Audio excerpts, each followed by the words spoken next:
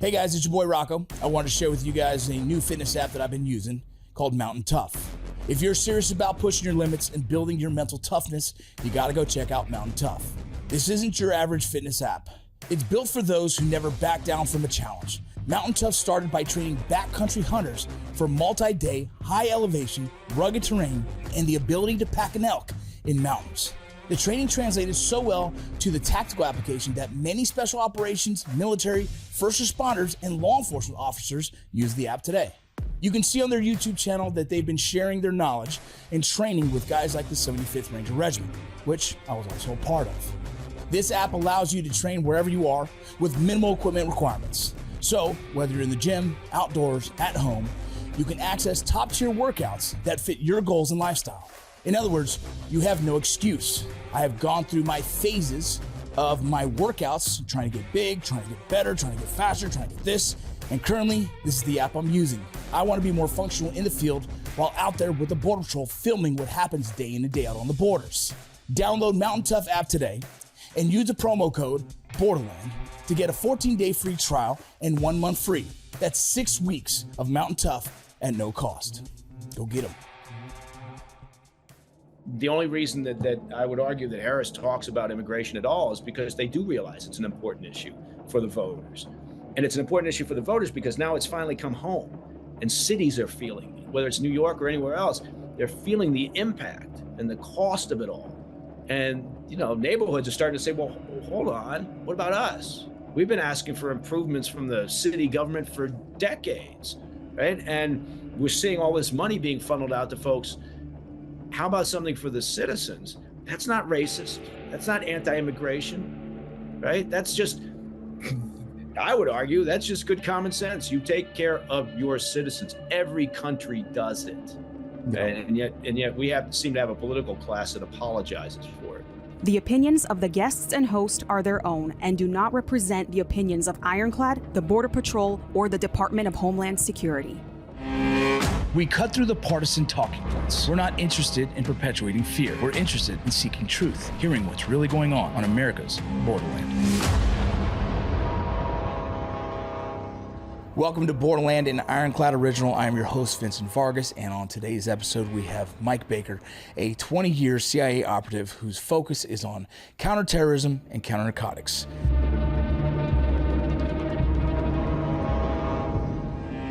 Welcome to the show, Mike Baker. I'm very excited. I saw your background, 20 years experience in CIA covert field operations. It's always exciting to have someone with that kind of background on here because there's so much in your world that you're privy to witness and see and experience and learn. You know, on this podcast, we talk about the border crisis, homeland security, and immigration. And, you know, a lot of the stuff that you've done in your background with counterterrorism, counter-narcotics, and counterinsurgencies, I believe aligns with some of the fears that we have as Americans and what's happening in these kind of open border situations we've had in the past 3 years. And so thank you for joining us. If you don't mind, I kind of gave a little bit, but if you don't mind telling the audience a brief bio of your background. Oh, okay. Well, first of all, thanks very much for having me on. It's very much appreciated. Yeah, well, you know what? Basically covered it 2 decades or so with the CIA's operations directorate. For those that don't know, the agency is kind of broken down into different directorates or different groups, right? So you have the operations group, you've got the intel group, where all the smart people are. You've got the S&T, the science and technology group that makes all the amazing gear and develops technology. And you've got the support group, which is incredibly important for the agency. Anyway, so I spent my time with the operations group. It was all overseas. I was very fortunate in that regard, and also very fortunate in terms of the people I worked with and met, dealt with, the operations we were involved in, and had some very good directors during that time in. I got out, started a company in the strategic intelligence and security business with a very good close friend of mine who came out of the British teams. He was in SBS and then went to Five. And so we built that up over the years. Got very lucky again. I've had a tremendous amount of luck in my life. And we hired some very smart people who, most of whom have stuck with us over these years and have helped us build out a business. And that's Portman Square Group for all your intelligence and security services needs. And other than that, yeah, that's kind of a good ride. Got a great family, married the smartest person on the planet, and have some great kids. And again, I don't think I was ever involved in an operation in my life that didn't have an element of luck involved when it was successful. Yeah. So I'm not one of those guys that says I've created all my own success, because I don't think that's the case. No, I hear you. I think a lot of luck in my life as well throughout a lot of the things I've experienced. And so there's a little bit of preparation in luck, opportunity, timing. It all kind of comes together. Yeah. Let's get into this, because this is a kind of a big topic, and we have a time constraint on this, but I want to talk about, from your perspective, what are some of the most significant security threats we see from the southern border right now?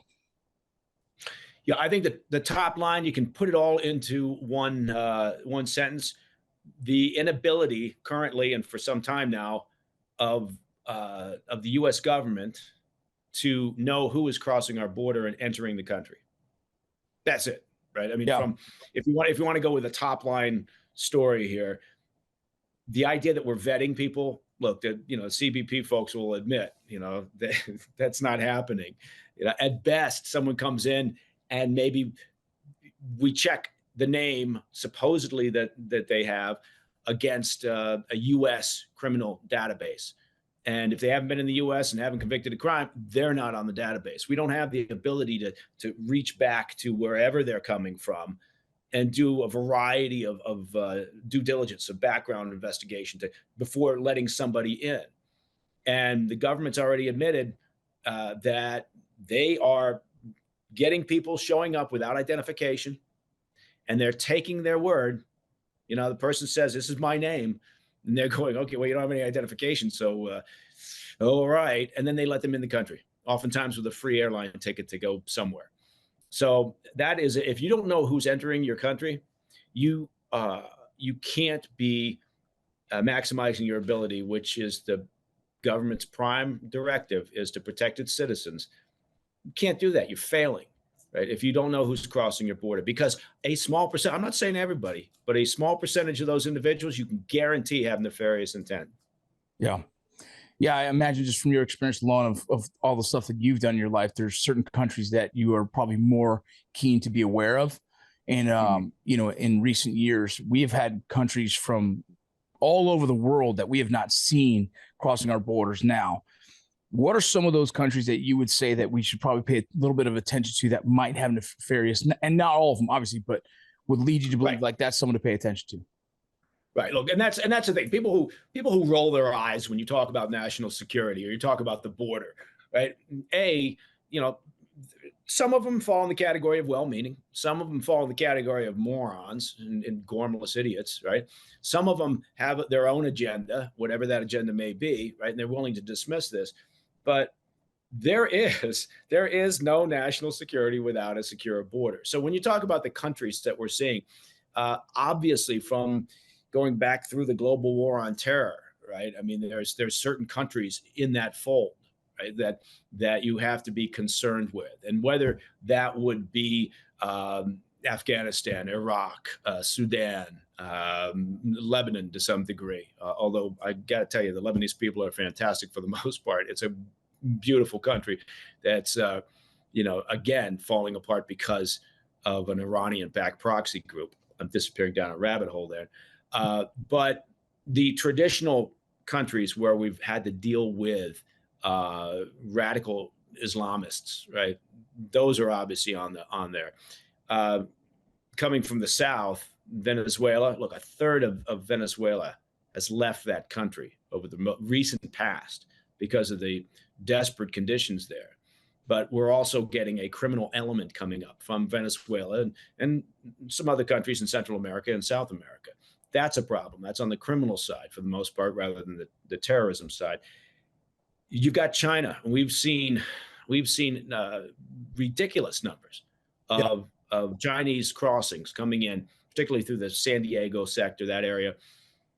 And I could tell you some stories over the years of how aggressive and how patient and how creative the Chinese intel apparatus is in taking advantage of our essentially open society to do everything from espionage to just theft of intellectual property, a variety of things that they engage in. And so that's a problem. So you kind of have these different buckets, different locations. It's not just, I think, as sometimes people imagine, a fundamentalist, a radical, Islamist extremist who's, looking to come in to commit some act of terror. It's a variety of other reasons why people come in. Maybe they're coming in to assist in their efforts to map out our critical infrastructure, because that's a real threat to U.S. national security. So that's a long-winded answer to your question. No, it's good. In your experience with what you do now, also in your past, what are the issues that we see at the border that we need to stop? And I say that more so, where are we falling short in our strategy, right? Because I know the Border Patrol does its job to the best they can. After apprehension, that changes because of certain policies. But so what are some strategies that you see that are a weakness of ours?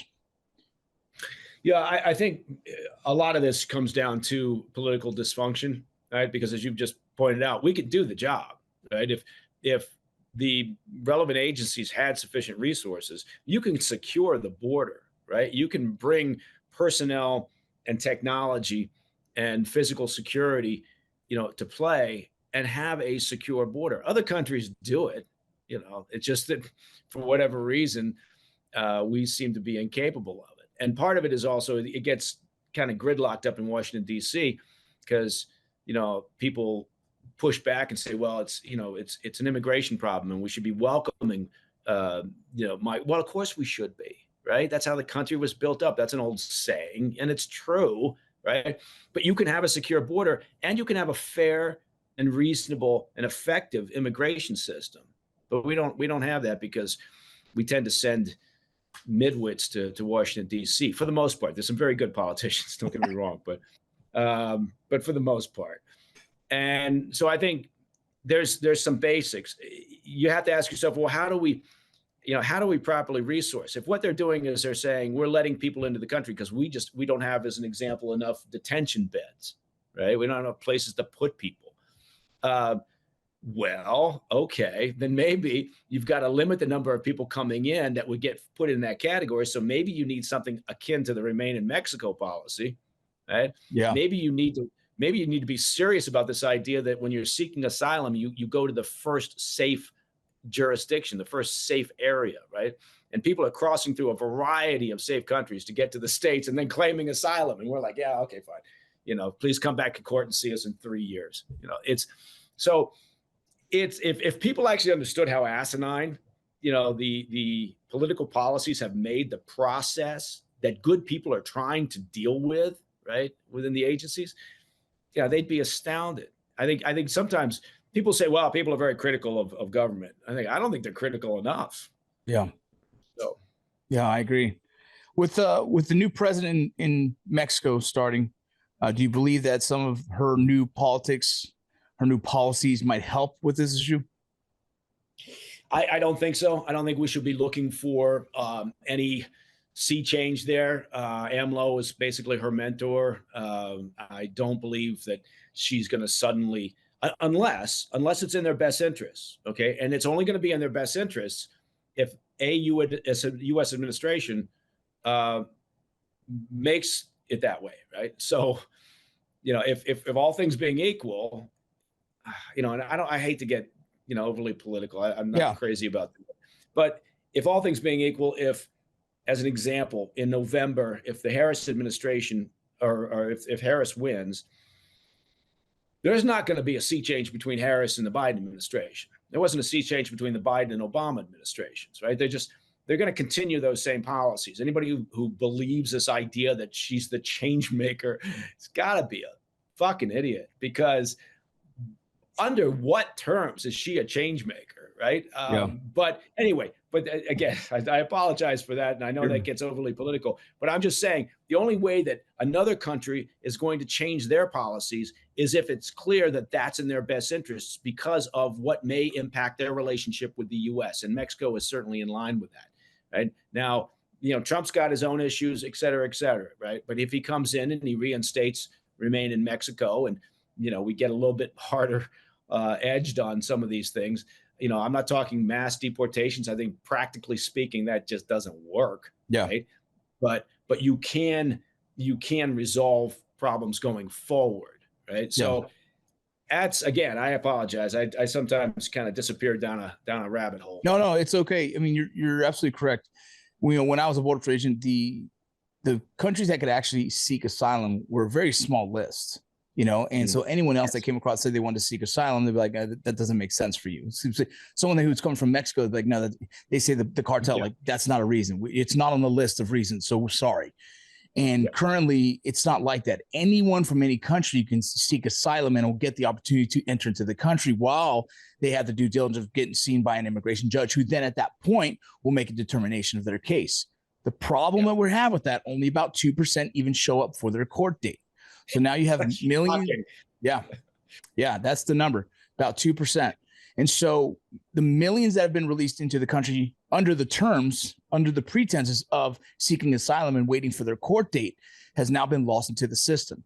And you have a lot of NGOs who are supporting these efforts. You have a lot of funding that's going from our tax dollars to support these efforts, which becomes challenging. And that's why this whole thing it's almost like, okay, if the current administration didn't do this on purpose, which would be crazy, it would also be almost neglect to see that you would allow this to happen and not stop it. And so we're definitely in a very strange time here. And personally, I'm Hispanic, right? I'm Mexican. And so the immigration thing is an interesting subject because I do believe in it, but it's just what's happened in the past 3 years, which has been very hard to watch for a country, to see that the administration didn't take steps to try and change it. And recently they tried to put in that new asylum, only a certain amount per day, and they're using those numbers saying it's working. But I don't necessarily call that a win. I still believe and I think those numbers aren't actually accurate either that they're talking about. I think that because again, there's a variety of different ways, whether you're talking about the CBP One app or whatever it may be, the exemptions, for coming in from certain countries. You have to really dig, right? It's like doing due diligence on a company before you buy the company, right? You can't just take their word at it. You've got to actually start doing some of your own research to say, is there a second set of books here, right? It's like when they release the jobs reports, you go, oh my God, look, we've had, 300,000, new jobs. And then 3 months later, they write that down, quietly, and you might get a couple of news stations going, well, they'd actually, changed that number, and actually it was, 100,000 less. So I'm not really taking the numbers because people hear these things, right? Is it 10 million? Is it 2 million? Is it 5 million? And that doesn't include obviously the known gotaways, which, there's a reason why they're avoiding contact coming across. Right. So I don't know. I think, I think the political side of this is such that I don't know that either party can be fully successful in this two-track operation of trying to secure the border while also then trying to create a more efficient, effective, and fair immigration system. I don't know that we're in a place right now because politics seems so dysfunctional where you can get that across the finish line. I agree. And I think what's even crazier is that the answer is more in the middle of both ideologies, that if no one wants to come to terms that they agree, right? Like, oh yeah, you're right. They don't want to do that right now, this weird political division. Instead, they don't want to find peace. They just want to continue to find a reason to argue. What's going on, everybody? I'm Andy Stumpf. And I'm Mike Glover. We have a new show. It's called Focal Point. It is an Ironclad original. And on the show, we dive into the issues going on in our culture to look beyond the headlines and the talking head talking points. It's just not everything is as it appears. For a more nuanced perspective on what's actually going on. These guys are coming in. You have no choice. This is what's going to happen, and clean up the mess. You can subscribe to Focal Point on YouTube at This Is Ironclad or wherever you get your podcasts. That's why this topic is so challenging, and you said it. Yeah. some people are focused so much on immigration and forget about Homeland Security, and the other half are so focused on Homeland Security, forget about immigration. And somehow both of those conversations have to be had in the same room. And Right. we're missing that. And as you pointed out, look, it requires compromise. Now, I don't want to over romanticize this, because a lot of times people go, well, back in the old days of, Tip O'Neill and Ronald Reagan, there was always this compromise. Well, yeah, sometimes it was, and sometimes there wasn't. But shit's not going to get done unless people start, finding some place in the center where they can, talk to each other. And that's on a variety of issues. But immigration is front and center because it impacts the country so deeply. As you've also pointed out, look, the resources that are being expended on this. Yeah. And I think that's what's driving. That's the only thing driving the Democrats' strategy right now. And in terms of, we're going to do something regarding asylum. They weren't going to do anything if it wasn't a voter issue for the November election. And the only reason that I would argue that Harris talks about immigration at all is because they do realize it's an important issue for the voters. And it's an important issue for the voters because now it's finally come home, and cities are feeling it, whether it's New York or anywhere else. They're feeling the impact and the cost of it all. And, neighborhoods are starting to say, well, hold on, what about us? We've been asking for improvements from the city government for decades, right? And we're seeing all this money being funneled out to folks. How about something for the citizens? That's not racist. That's not anti-immigration, right? That's just, I would argue, that's just good common sense. You take care of your citizens. Every country does it. Yeah. And yet we seem to have a political class that apologizes for it. I sound like one of those old guys in the Muppet Show who sit up in the balcony and bitch about everything. No, you're good. This is such a, we're getting closer to the elections, and I think this subject is even more volatile now because we're all waiting for these political leaders that we're trying to figure out who we're going to vote for. We already know who we're going to vote for. We're waiting to hear their side of their story or their argument to it. And it's causing a lot of tension, especially in this subject. There's several other subjects, but this subject alone is an interesting one because I don't think enough people are educated on all of it, and which makes it even harder to try and explain to them, like, hey, we should really look out for this. I think that's why your podcast is so important, is because, look, it's a complicated issue, right? And most people are super busy just trying to put food on the table or take care of their kids or whatever the hell they're doing. And, you talk about something as layered as this, you can't put this into a 3.5 minute news segment where you have a beginning and a middle and an end. And so people, I think, get frustrated. Yeah, right. I agree. And then they see the political parties throwing hand grenades at each other. And then they hear all these various numbers, and it doesn't get distilled down to, look, here are the facts, right? Yeah. I think you're doing a great service by focusing on this. Appreciate it. Let's talk about Homeland Security more so on the intelligence side of things. What are some things that you would recommend, or something that we can do as a country to help with really identifying, who comes in, or really my whole thing is like, how do we get better at knowing who comes into this country? Yeah, that's a resource issue, right? Hardcore resource issue. It's not rocket science. Due diligence. Look, my company has a due diligence service line. We've got folks that are great at looking at backgrounds and understanding people and companies and locations and operational environments. And it's not rocket science, but it requires time and resource. And, you could argue that, the government's not providing either in sufficient quantities to those that need it. And you can't, you've got to do this on several tracks at the same time, right? You've got to figure out a way to minimize, logistically, the number of people who are coming across the border to be processed. And so then I go back to that remain in Mexico, or the first safe site, for people seeking asylum. Yes. And you've got, because otherwise you're just inundated, right? And you'll never get enough resource to do the proper vetting. It does take time. And that also requires, access and liaison, right? Because a lot of this information, someone comes across from China. Look, the reality is the Chinese regime isn't going to say, oh, yes, well, here's the information we have on them, right, and cooperate with you in some due diligence exercise. to vet an individual coming across, much like you're not going to get that from Venezuela. You're not going to get it from a variety of locations around the world.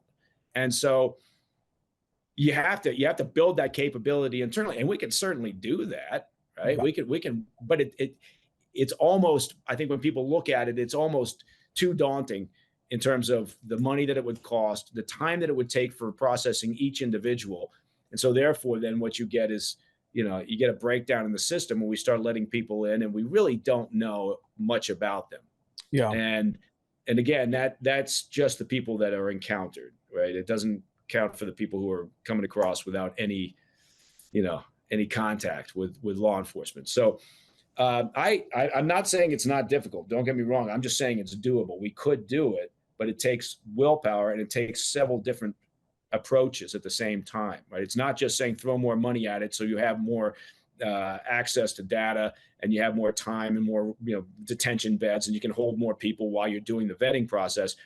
You got to actually be serious about working with the countries where you're having the most influx to say, no, this is not the way it's going to work, right? We got to figure something else out. I don't know. Yeah. And again, it's complicated, but I'm a big believer in American ingenuity. And I think there's some pretty smart minds, maybe not necessarily all up on Capitol Hill, that could figure this out. Yeah. Excuse my ignorance on this question, but does Mexico have a similar agency like the CIA? It does, yeah. CSEN, yeah. And do we have a good partnership with them currently at this time?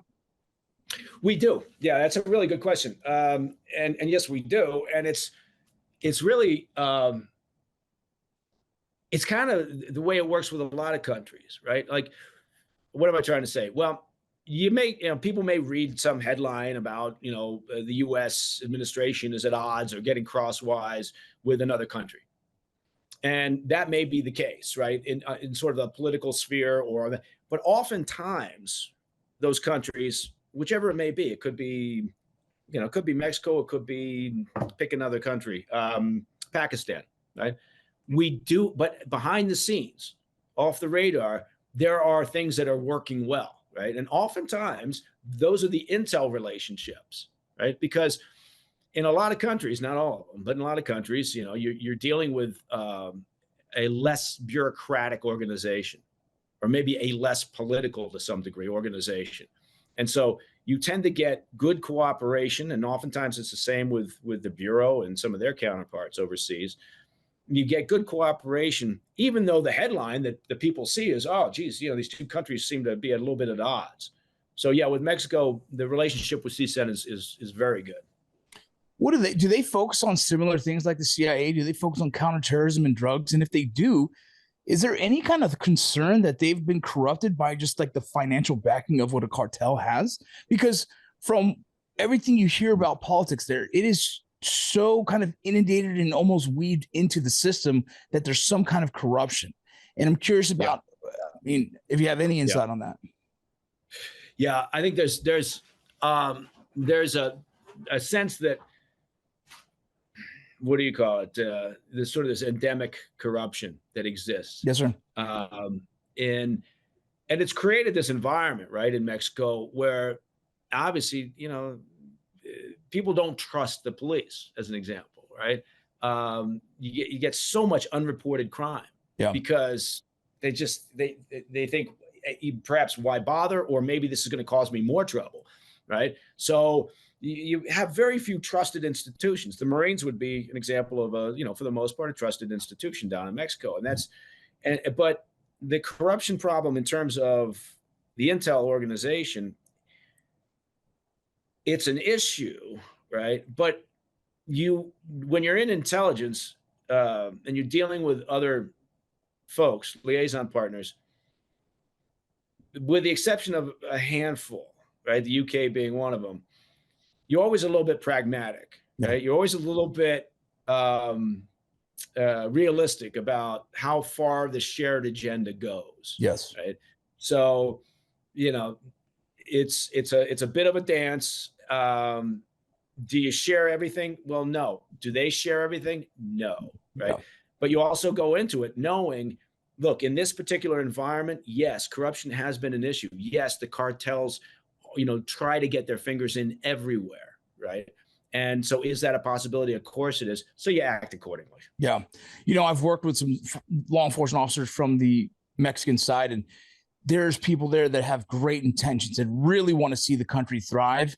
And some of those individuals, unfortunately, are no longer with us because they kind of stood that ground. Even recently, there was just a politician who was just beheaded on the news. You can see he was just in the political space. It's just as dangerous. 6 days on the job. 6 days. 6 days on the job. Yeah. And that's the kind of environment that we're dealing with when we deal with Mexico. And so trying to build those relationships, I guess it always comes with that. You just never know how deep it might be infused into the cartel kind of driven agenda.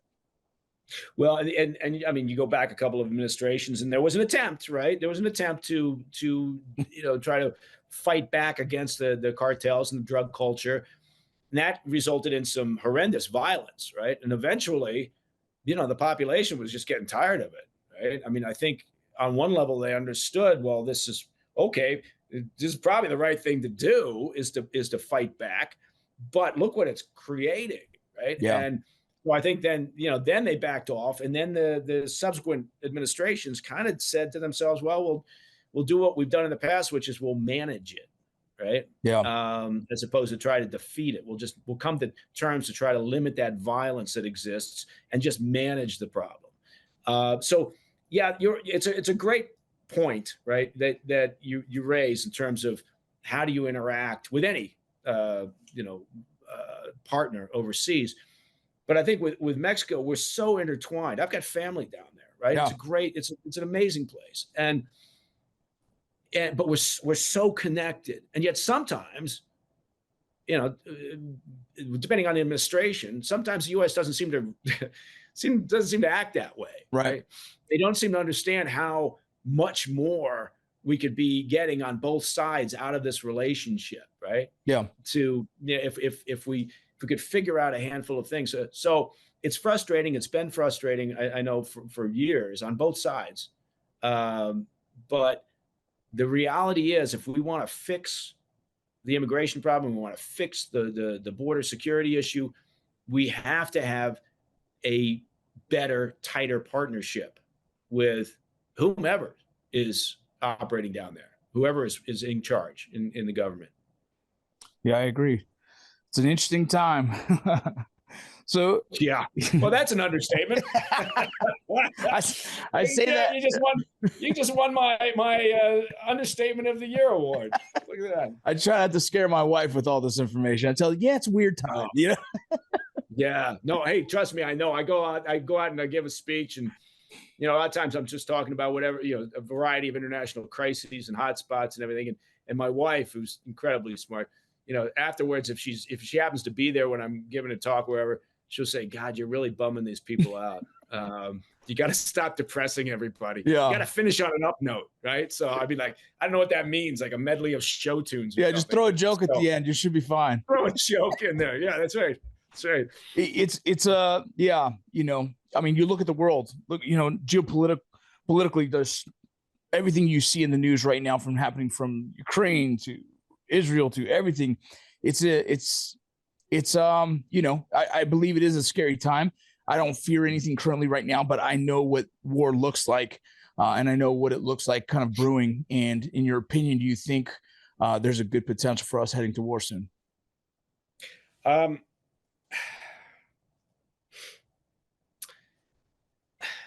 We are certainly closer than we've ever been. I think it's less likely when we talk about Russia and Ukraine. Yeah. Because, Putin, despite the fact that, he's off the rails and, his invasion was incredibly wrong and misguided, he's still, in a sense, he's still a rational actor, right? His economy is really on the ropes. He can't afford it. And that's why the Soviet Union fell apart. They got outspent, right? And so I think we may see a sea change there in the not too distant future, sometime next year, in part because I think the Russian economy just can't withstand this anymore, right? Yeah. And so there's a real chance that could create an opportunity for a settlement there. Hopefully. but I think Iran is a different. The Middle East is a different cat. I think that Israel has